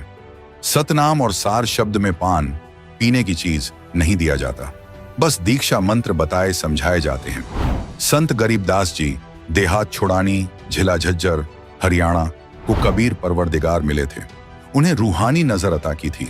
उसी के मुतालिक आदरणीय संत गरीबदास जी ने इरशाद फरमाया है, हम सुल्तानी नानक तारे दादू को उपदेश दिया, जात जुलाहा भेद न पाया वो का सीमा है कबीर हुआ। अनंत कोट ब्रह्मांड का एक रति नहीं भारे, सतगुरु पुरुष कबीर हैं ये कुल के सिरजनहारे। कुछ अर्श बाद एक दिन राजा गांव से गुजर रहा था। रास्ते में वर्षा होने लगी, शीतल वायु बहने लगी। अब्राहिम ने एक झोंपड़ी देखी जो एक किसान की थी। उसके पास 2 बीघा जमीन बिना सिंचाई की थी, एक बूढ़ी गाय जो 4-5 बार प्रसव कर चुकी थी, एक काणी स्त्री थी। शीतल वायु के कारण उत्पन्न ठंड से बचने के लिए अब्राहिम अधम सुल्तान उस झोंपड़ी के पीछे लेट गया। रात्रि में दोनों पति पत्नी बातें कर रहे थे कि वर्षा अच्छी हो गई है, गाय का चारा पर्याप्त हो जाएगा, अपने खाने के लिए भी अच्छी फसल पकेगी, अपने ऐसे ठाठ हो जाएंगे, ऐसे तो बलख बुखारे के बादशाह के भी नहीं हैं। सुल्तान अब्राहिम अधम ये सब वार्ता सुनकर उनकी बुद्धि पर पत्थर गिरे जानकर उनको भविष्य के दुखों से अवगत कराने के उद्देश्य से सूर्योदय तक वहीं पर ठहरा रहा। सुबह उठकर उनकी झोंपड़ी के द्वार पर खड़ा होकर सलाम किया। दोनों पति पत्नी झोंपड़ी से बाहर आए। अब्राहिम उनको भक्ति करने तथा माया से मुख मोड़ने का ज्ञान देने लगा। कहा कि आपके पास तो एक गाय है, एक स्त्री है, 2 बीघा जमीन है, आप इसी से चिपके बैठे हो, इसे बलख के बादशाह से भी अधिक ठाठ मान रहे हो। ये तो कुछ दिनों का मेला है, तुमको गुरुजी से उपदेश दिला देता हूं, तुम्हारा जीवन धन्य हो जाएगा। मैं ही बलख शहर वाला सुल्तान अब्राहिम अधम हूं। मैं उस राज्य को छोड़कर परमात्मा की प्राप्ति के लिए चला हूं। उन्होंने कहा कि हमें तो लगता नहीं कि आप बलख शहर के राजा हो। यदि ऐसा है तो तेरे जैसा मूर्ख व्यक्ति इस पृथ्वी पर नहीं है। आपकी शिक्षा की हमें आवश्यकता नहीं है। सुल्तान ने कहा कि रांडी ढांडी नात से ये नरकइये काग और पुलक बुखारा त्याग दिया थी कोई पछली लागे। इसके बाद इब्राहिम अधम जमीन का सुल्तान तो नहीं रहा, लेकिन इबादत का सुल्तान बन गया, वली कामिल बन गया। इसलिए उसे सुल्तान या प्यार में सुल्तानी नाम से शोहरत मिली। अल्लाह कबीर जी के सच्चे रहनुमा बाखबर संत रामपाल जी महाराज की जुबानी सुनिए, क्योंकि ये पाक वाणी खुद बाखबर के मुखारबिन से अदा हुई है और ये बेमिसाल सवाब और रूहानी सुकून बख्शती है। कहा कबीर हम कारवान हो आए, महलों पर ऊंट बताई, बोले पादशाह सुल्ताना तू रहता कहाँ दीवाना, दूजे का सिद्ध गवन किया रे, डेरा महल सराय लिया रे। जब हम महल सराय बताई, सुल्तानी को तावर आई, अरे तेरे बाप दादा पड़ पीढ़ी ये बसे सराय में गिद्दी, ऐसे ही तू चल जाई यो हम महल सराय बताई। अरे कोई कासिद को गलावे इस पंडित खाने दावे, उठे पादशाह सुल्ताना वहाँ कासिद गए बिछपान, तीजे बांधी हो सेज बिछाई, तन 3 कोरड़े खाई। तब आया अनहद हंसा सुल्तानी गहे खवासा, मैं एक घड़ी से जा सोई, तात मेरा यू हवाल होई। जो सोव दिवस अरुराता, तिनका क्या हाल विधाता। तब गए भी बहे खवासा, सुल्तानी हुए उदासा। यो कौन छलावा भाई, या का कुछ भेद न पाई। चौथे योगी वहे अमजिंदा, लिन तीन कुते गल फंदा। दीनी हम साकल डारी, सुल्तानी चले बगबाड़ी। बोले पात सहा सुल्ताना, कहाँ से आए जिंद दीवाना। ये तीन कुत्ते क्या कीजे, इनमें से दो हमको दीजे। अरे तेरे बाप दादा हैं भाई, इन बड़ बद फैल कमाई। या लो लंगर शीश लगाई, तब कुत्तों धूम मचाई। अरे तेरे बाप दादा पड़ पिड्डी, तो समझे क्यों नहीं गिद्दी। अब तू तख्त बैठ कर भूली, तेरा मन चढ़ने को सोली। योगी जिंदा गैब बयारे, हम ना कुछ भेद लहारे। बोले पादशाह सुल्ताना, जा खड़े अमीर दीवाना। ये चार चरित्र बीते, हम ना कछु भेद न लीते। वहाँ कबीर मारा ज्ञान गलोला, सुल्तानी मुख नहीं बोला। तब लगे ज्ञान के बाना, खाड़ी बेगम माल खजाना। सुल्तानी योग लिया रे, कबीर सतगुरु उपदेश दिया रे। छोड़ा 18 लाख तुरारे, सब लाग्या माल बुरारे। छोड़े गज गए बरजल होड़ा, अब बहे बाट के रोड़ा। संग 16 सहस सुहेली, एक से एक अधिक नवेली। छोड़े हीरे हिरंबर लाला, सुल्तानी मोटे ताला। जिन लोक पर गिना त्याग्या, सुन शब्द अनाहद लाग्या। पगड़ी की कॉपी न बनाई, सालों की अल्फी लाई। शीश किया मोकारा, सुल्तानी तजा बुखारा। गण गंधर्व इंदर लरजे, धन मात पिता जिन सिरजे।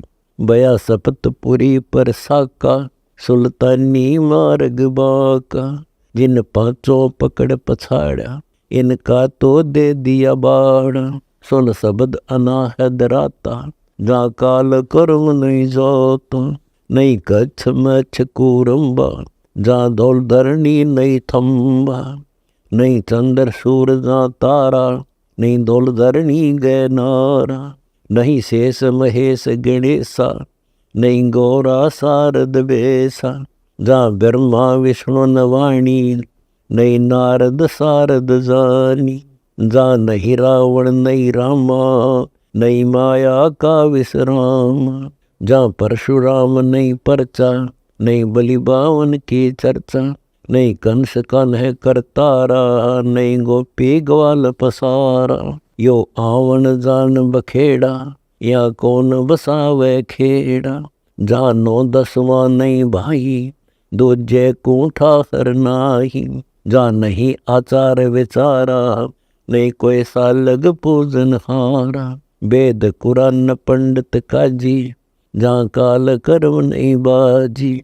नहीं हिंदू मुसलमाना, कुछ राम न दुआ सलाम। जा पाती पान न पूजा, कोई देव नहीं है दूजा। जा देवल धाम न देही, चिन्हो क्यों न शब्द स्नेही। नहीं पिंड प्राण जा श्वासा, नहीं मेर सुमेर कैलासा। नहीं सतयुग द्वापर त्रेता, कहूँ कलयुग कारण केता। यो तो अंजन ज्ञान सफारे, देखो दीदार नफारे। नी बीज सत्य निरंजन लोई, जल थल में रमता सोई। है निर्भय निर्गुण बीना, सोई शब्द अतीतम चीना। अडोल अबोल अनाथा, नहीं देखा आवत जाता। है अगम अनाहद सिंदा, योगी निर्गुण निर्बंधा। कुछ वार पार नहीं था हम, सतगुरु सब साहन पति साहम। उल्टा पंथ खोज है मीना, सतगुरु कबीर भेद कह दीना। यो सिंधु अथा अनुपम, कुछ ना छाया ना धूप। जहाँ गगन ध्वनि दरवानी, जहाँ बाजे सत सैनानी। सुल्तान अदब जहाँ राता, तहाँ नहीं पांच तत्व का गाता। जहाँ निर्गुण नूर दिवाला, कुछ ने घर है खाला। शीश चढ़ाए पग धरिया, यो सुल्तानी सौदा करिया। सतगुरु जिंदा योग दिया रे, सुल्तानी अपना किया हरे। कह दास गरीब पूर्ण पीरा, सतगुरु मिले कबीरा। लेकिन ये सब तो सिर्फ शुरुआत थी। सबसे बड़ी परीक्षा तो अभी बाकी थी। पूल ब्रह्म कबीर साहिब जी उस समय जिंदा बाबा के रूप में प्रकट थे। सुल्तानी को प्रथम और सतनाम की दीक्षा मिल चुकी थी, लेकिन मोक्ष का अंतिम और परम गुप्त मंत्र सार शब्द पाने के लिए सुल्तानी को 1-2 नहीं, पूरे 11 वर्ष तड़पना पड़ा। सद्गुरु हर साल उसे दीक्षा के दिन बुलाते और फिर अगले साल आने को कह देते। 11वें वर्ष जब सुल्तानी दीक्षा के लिए जा रहा था, तो रास्ते में एक मकान की छत से गलती से उसके ऊपर सूखा कूड़ा गिर गया। कूड़ा गिरते ही बरसों से दबा हुआ सुल्तानी का अहंकार फन उठाकर जाग गया। वो क्रोध में चीखा, अंधी है क्या? अगर आज मैंने अपना राज न त्यागा होता तो तेरी खाल उधेड़ कर रख देता। जब वो आश्रम में पहुंचा तो अंतर्यामी सद्गुरु कबीर साहिब ने उसे उसी क्षण लौटा दिया और फरमाया, बेटा, सार शब्द किसी राजा को नहीं बल्कि उस दास को मिलता है जिसने खुद को मिट्टी मान लिया हो। राज तो तूने छोड़ दिया सुल्तानी, पर तेरा राज भाव अब भी जिंदा है। जा, 1 वर्ष बाद फिर आना। 1 वर्ष और बीता। 12वें वर्ष सुल्तानी फिर उसी रास्ते से आ रहा था। सद्गुरु की लीला देखिए, इस बार उसी मकान मालकिन से सुल्तानी के ऊपर गोबर और राख का गंदा कीचड़ डलवाया गया। पर इस बार कोई क्रोध नहीं था, कोई राजा नहीं था। सुल्तानी ने अत्यंत दीन और शांत भाव से मुस्कुराकर कहा, कोई बात नहीं बहन, मिट्टी के ऊपर मिट्टी ही तो गिरी है, मैं स्नान कर लूंगा। उस क्षण सुल्तानी के भीतर का राजा हमेशा के लिए राख हो गया और एक सच्चा दास प्रकट हुआ। जब वो आश्रम पहुंचा तो बंदी छोड़ कबीर साहिब ने उसे अपने सीने से लगा लिया। मोक्ष का खजाना सार शब्द उसे सौंपते हुए फरमाया, बेटा, आज तू सच्चा दास बना है, अब तेरा मोक्ष निश्चित है। प्यारी पुण्यात्माओं, सुल्तान इब्राहिम अधम की ये अमर कथा हमें सोचने पर मजबूर कर देती है कि जब तक हमारे भीतर रत्ती भर भी मैं यानी अहंकार बाकी है, तब तक हम उस पूर्ण परमात्मा को नहीं पा सकते। राजपाट छोड़ देना आसान हो सकता है, लेकिन अपने अंदर के अहंकार को मारना सबसे कठिन है। जब हम खुद को परमात्मा के चरणों की धूल मान लेते हैं, तभी हम उस सुख सागर सतलोक के सच्चे अधिकारी बनते हैं। ऐसी ही गूढ़, सत्य और अनमोल आध्यात्मिक ज्ञान को जानने के लिए संत रामपाल जी महाराज YouTube चैनल पर संत रामपाल जी महाराज के सत्संग अवश्य सुने। सत साहिब अब आपको कुछ भक्तों के अनुभव दिखाते हैं। परमात्मा कबीर परमेश्वर की शरण माने के बाद उनको कैसे सुख मिले, पहले वो कितने कष्ट से जीवन जी रहे थे और परमात्मा ने आज उनको हाथों पर रख लिया। समर्थ का शरणा गहो रंगहोरी हो और कभू ना हो काज राम रंगहोरी। सत साहिब दर्शकों, भूत प्रेत बाधा और अदृश्य शक्तियों का साया बहुत भयावह होता है। कुछ लोग ऐसी चीजों पर विश्वास नहीं करते, जिसके ऊपर ये साया मंडरा रहा हो वही इसे बेहतर समझ सकता है। राजगढ़ मध्य प्रदेश के रहने वाले बाबूलाल जी के परिवार पर भी यही संकट था। इनकी पत्नी 25 वर्ष से भूत प्रेत बाधा से परेशान थी। इसके समाधान के लिए इन्होंने हिंदू समाज में प्रचलित सभी पूजा साधना की और यहाँ तक कि इतनी श्रद्धा थी कि इन्हें शिवजी और माता दुर्गा के दर्शन भी हुआ करते थी। परंतु दुख की बात तो ये है कि इससे भी इन्हें कोई राहत नहीं मिली। लेकिन बाबूलाल जी के दुख का सिलसिला यूं ही नहीं चलता रहा। ये अंत तब हुआ जब इन्हें 17 अगस्त 2012 को प्राप्त हुई संत रामपाल जी महाराज की शरण। सतलोक आश्रम में प्रवेश करते ही इन्हें आत्मिक शांति का अनुभव हुआ और संत जी का शुभाशीर्वाद पाते ही इनकी पत्नी की भूत प्रेत बाधा दूर हो गई। साथ ही संत जी ने साक्षात प्रकट होकर इनके बेटे की जीवन रक्षा की। आज इन्हें दृढ़ विश्वास है अपने गुरुदेव पर और इनका कहना है कि संत जी की वजह से ही इनका परिवार जीवित है, नहीं तो ये पता नहीं कब अपनी जिंदगी से हाथ धो बैठते। अब सुनिए बाबूलाल जी के जीवन परिवर्तन की सच्ची कहानी, उनकी अपनी जुबानी। नमस्कार जी। नमस्कार सर। क्या नाम है जी आपका? सर मेरा नाम बाबूलाल नागर है सर। बाबूलाल जी आप कहाँ के रहने वाले हैं? जिला राजगढ़ MP सुल्तानिया का रहने वाला हूँ सर। बाबूलाल जी संत रामपाल जी महाराज से नाम दीक्षा आपने कब ली? सर मैंने संत रामपाल जी महाराज से नाम दीक्षा 17/8/2012 को ली। सर संत रामपाल जी महाराज से नाम दीक्षा लेने से पहले आप क्या भक्ति साधनाएं करते थे? सर रामपाल जी महाराज से नाम दीक्षा लेने के पहले हम ये जो हिंदू धर्म में देवी देवता को पूजते हैं ये साधना करते थे। शिव जी को पूजते थे, माँ शेरावाली को पूजते थे। मैं चंडी माता का मतलब पूरा भगत था। और नवरात्रा में तो 9 दिन तक भोजन भी नहीं करता था, अंजल भी नहीं ग्रहण करता था और नंगे पांव घूमता रहता था। इनसे मुझे कोई लाभ नहीं मिला। कई बार मुझे शिव जी साक्षात दर्शन देते थे, माता चंडी दर्शन देती थी और दुर्गा माता दर्शन देती थी, फिर भी उनसे मुझे कोई लाभ नहीं मिला। सर फिर आप संत रामपाल जी महाराज की शरण में कैसे आए? सर इतनी भक्ति करते हुए भी मुझे कोई लाभ नहीं मिला।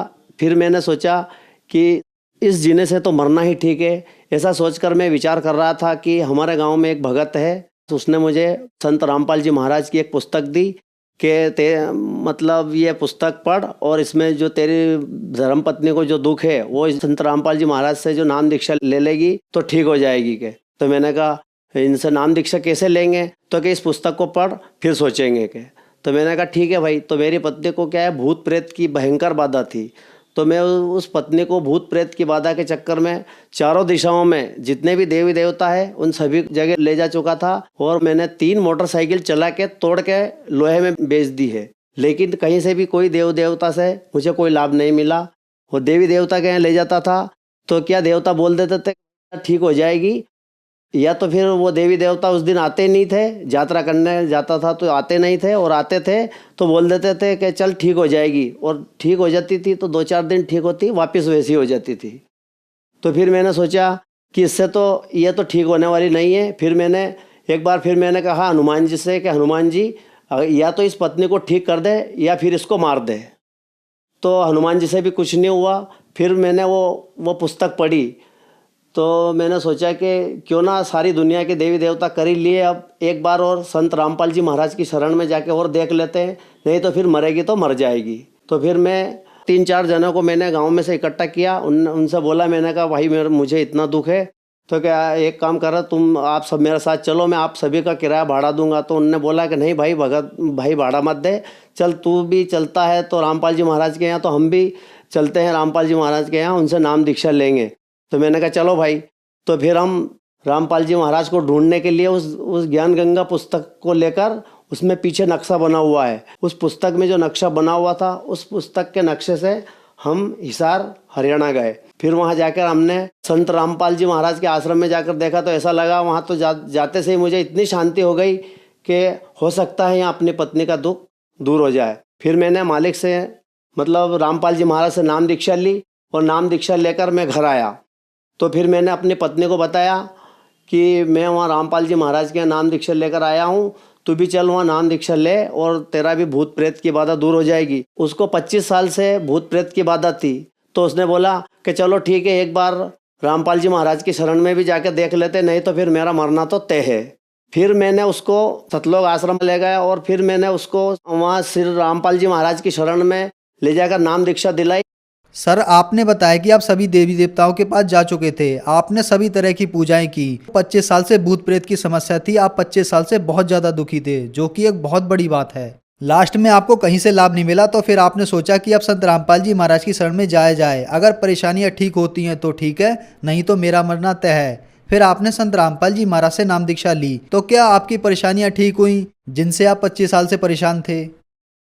जी हाँ सर, संत रामपाल जी महाराज से मुझे नाम दीक्षा लेने के बाद इतना लाभ हुआ कि मेरी भगतमती मतलब जो मेरी धर्म पत्नी है, जब मैंने उसको संत रामपाल जी महाराज के सतलोक आश्रम में नाम दीक्षा दिलाई तो नाम दीक्षा संत रामपाल जी महाराज ने सिर्फ मात्र उनके सिर पर हाथ ही रखा था, जो 25 साल से भूत प्रेत की बाधा थी वो एकदम दूर हो गई। मैंने उसको चारों दिशाओं में जिसने जहाँ बोला वहाँ ले गया, कहीं से भी ठीक नहीं हुई थी, जो संत रामपाल जी महाराज के सतलोक आश्रम में जाकर ठीक हो गई। फिर उसके बाद मैंने सोचा कि जब अपनी पत्नी ठीक हो गई तो क्यों ना हम पूरे परिवार वाले ही संत रामपाल जी महाराज की शरण में जाकर सुख प्राप्त करें। तो फिर मैंने सोचा कि अपनी बालिका को भी नाम दीक्षा दिलाएं, तो उसको भी नाम दीक्षा दिलाई। फिर मेरा एक लड़का है, उसको नाम दीक्षा दिलाने का कहा तो उसने बोला कि पापा साहब मैं नाम दीक्षा नहीं लूँ, आपको ही कल्याण कराना है तो आप ही कराइए, मुझे नहीं करवाना कल्याण। तो फिर मैंने संत रामपाल जी महाराज से प्रार्थना लगाई कि परमात्मा ये नाम दीक्षा नहीं ले रहा है तो क्या करूं। तो संत रामपाल जी महाराज ने बोला कि बेटा धीरे धीरे सब ठीक हो जाएगा, वो भी नाम दीक्षा ले लेगा। तो फिर ऐसे चलते चलते 1 साल हो गया। फिर मैंने उसको बोला कि भाई नाम दीक्षा ले ले संत रामपाल जी महाराज से, तेरी मम्मी कितनी मतलब परेशान थी जो ठीक हो गई। तो वो लड़ने लग गए मुझसे, और ऐसे करते करते क्या होगा, थोड़ी माथापच्ची हो गई। माथापच्ची होने में क्या हुआ कि वो घर से भाग गया। तो घर से भाग गया तो उसको 6 दिन हो गए घर से भागे, फिर भी मैंने उसकी सुध नहीं ली। जब मैंने सोचा कि जब मेरे संत रामपाल जी महाराज का कहना ही नहीं मान रहा है तो फिर मैंने सोचा कि चल मेरी तरफ से तू मर जा, वही ठीक है। तो फिर एक रात मुझे सपना आया, संत रामपाल जी महाराज ने कहा बेटा तेरा बालक तो मर गया है के। तो फिर मैंने कहा कि अब क्या करूं मालिक मैं। तो फिर मैंने उस टाइम क्या हुआ कि 24 घंटे में प्रार्थना का जवाब आता था, तो कि तू प्रार्थना लगा। तो फिर मैंने संत रामपाल जी महाराज के यहाँ प्रार्थना लगाई तो 24 घंटे में जवाब आया। तो संत रामपाल जी महाराज ने कहा बेटा वो मरा नहीं है, मैं उसको ढूंढकर तेरे घर 4 दिन के अंदर ला दूंगा। मैंने कहा ठीक है परमात्मा। तो फिर मैंने उसके दोस्तों से सभी जगह फ़ोन लगाया तो कोई ने भी नहीं बोला कि हमारे पास आया है। तो फिर क्या हुआ, फ़ोन लगते लगते उसने ही उसके दोस्त के पास फ़ोन लगाया कि मैं यहाँ गुजरात में आ गया हूँ। तो उसके दोस्त ने सर मुझे बोला कि भाई साहब कि वो तो गुजरात में है के। तो फिर मैंने बोला कि गुजरात में है तो उसके पास तो फ़ोन में बैलेंस भी नहीं है और फ़ोन भी ख़राब है जो डिस्चार्ज है। तो क्या मेरे पास दूसरे नंबर से फ़ोन आया था के। तो मैंने कहा भाई मुझे वो नंबर बता। तो उसने मुझे नंबर बताया। तो फिर मैंने वो नंबर लगाए तो वो नंबर संत रामपाल जी महाराज के ही थे। वो नंबर जब लगे तो संत रामपाल जी महाराज ने बोला बेटा तेरा लड़का मेरे पास ही बैठा हुआ ट्रेन में, तू चिंता मत कर, वो तेरे घर आ जाएगा। तो मैंने कहा सर आप कौन होते कि बेटा मैं कोई भी हूँ लेकिन तेरे बालक को तो घर भेज दूंगा कि मैं। तो मैंने कहा ठीक है सर आपका नाम बताइए। तो बेटा तुझे नाम से क्या करना, मैं तो तेरे बालक को तेरे घर ला के छोड़ दूंगा कि। मैंने कहा ठीक है सर आप कोई भी हो लेकिन वो घर आ जाना चाहिए। तो कि बेटा घर आ जाएगा। तो सर वो फिर क्या है कि वो 4 दिन के अंदर ही वो अपने घर आ गया। और घर आने के बाद फिर भी उसको मैंने बोला कि भाई आप तो नाम दीक्षा ले ले। तो क्या ठीक है देखा जाएगा पापा साहब देखा जाएगा। फिर एक दिन क्या हुआ कि वो जंगल में अपने मतलब मैं किसान हूँ तो क्या एक बार खेत में सो रहा था कुएं पे। मैंने कहा भाई तू आज मोटर चलाने चला जाए, मैं घर ही रह जाता हूँ। तो उनने बोला कि चलो मैं चला जाता हूँ। तो सर क्या है उसको 15-20 लोग मारने आए रात को उस बालक को। तो उसने कहा मेरे पापा साहब के गुरुजी अगर आप हो तो मुझे बचा दीजिए।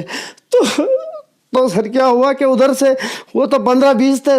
तो रामपाल जी महाराज उसका सामने खड़े हो गए, बेटा चिंता मत कर, मैं हूँ तेरे साथ, तेरे पापा साहब का गुरुजी, तुझे कोई नहीं मार सकता है।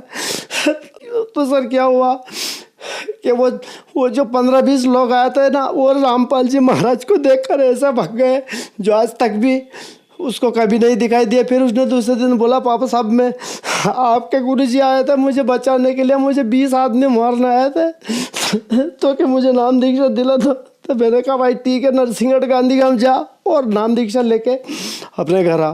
तो सर संत रामपाल जी महाराज ने मेरे ऊपर इतनी दया करी, अगर मैं उस दिन संत रामपाल जी महाराज के शरण में नहीं होता तो पता नहीं मेरी पत्नी भी मर जाती और मेरा बच्चा भी मालूम नहीं कहाँ होता। मेरे घर की आर्थिक स्थिति इतनी खराब थी कि मैं कुछ कह नहीं सकता, लेकिन अब संत रामपाल जी महाराज की दया से सद्भक्ति करने से इतनी आर्थिक स्थिति ठीक है कि मैं आपको उसका भी वर्णन नहीं कर सकता हूँ।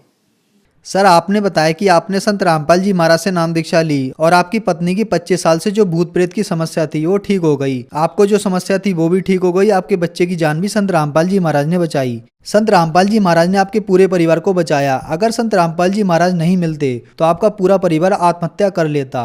हम आपसे यहाँ एक बात पूछना चाहते हैं कि आपकी पत्नी को जो भूत प्रेत की समस्या थी 25 साल से, आपने सभी देवी देवताओं को दिखाया और चारों दिशाओं में आप घूम लिए, फिर आप संत रामपाल जी महाराज की शरण में आए और आपकी सभी समस्याएं ठीक हो गईं। तो संत रामपाल जी महाराज ऐसा क्या भक्ति मंत्र देते हैं जो चारों दिशाओं में घूमने के बाद भी आप लोग संत रामपाल जी महाराज की शरण में आकर ठीक हो जाते हो?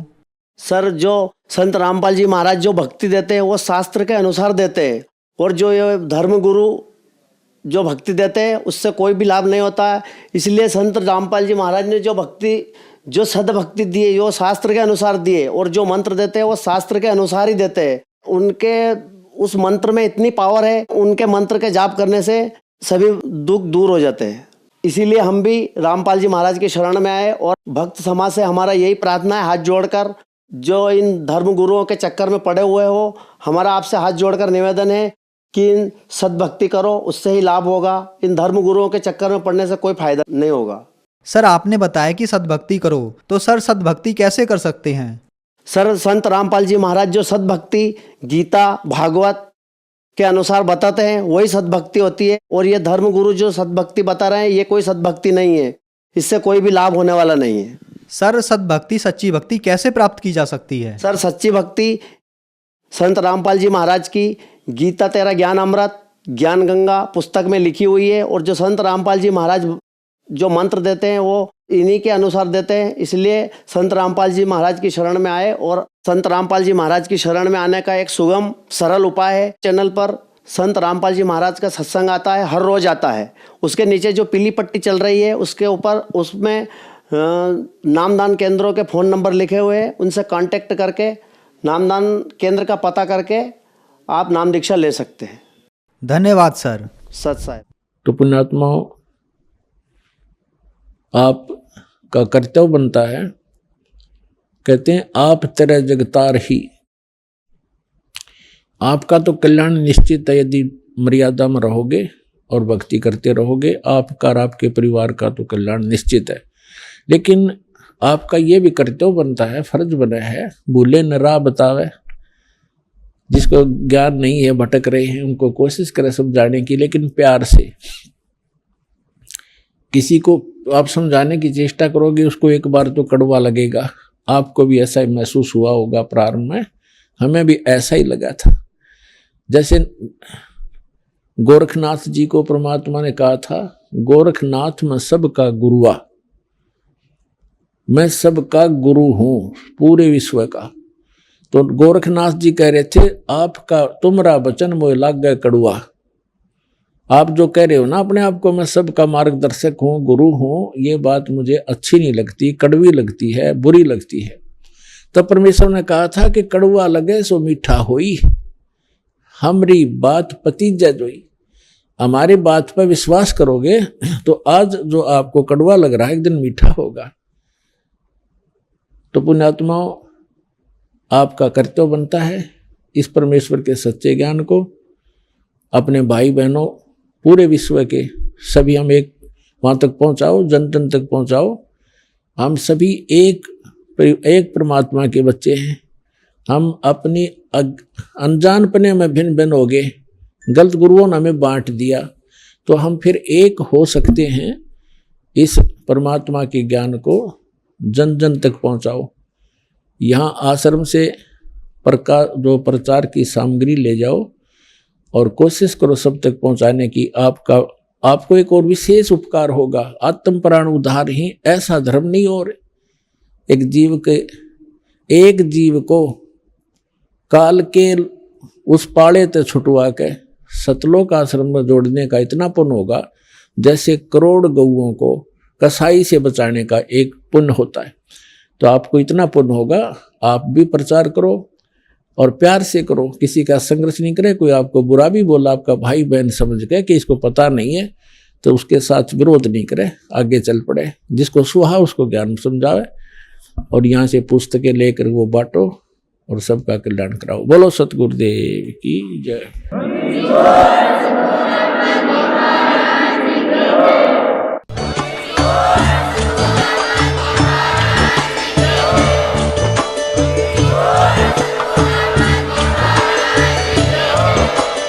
आप सुन रहे थे जगत गुरु तत्वदर्शी संत रामपाल जी महाराज जी के मंगल प्रवचन। अधिक जानकारी के लिए विजिट कीजिए हमारी वेबसाइट www.jagatgururampalji.org। संत रामपाल जी महाराज जी के शुभ आशीर्वाद से पूरे विश्व भर में 500 से भी ज्यादा नाम दीक्षा केंद्र हैं, जिन पर संत रामपाल जी महाराज जी द्वारा ऑनलाइन निशुल्क नाम दीक्षा दी जा रही है। अपने नजदीकी नाम दीक्षा केंद्र का पता करने के लिए संपर्क करें 8222880541।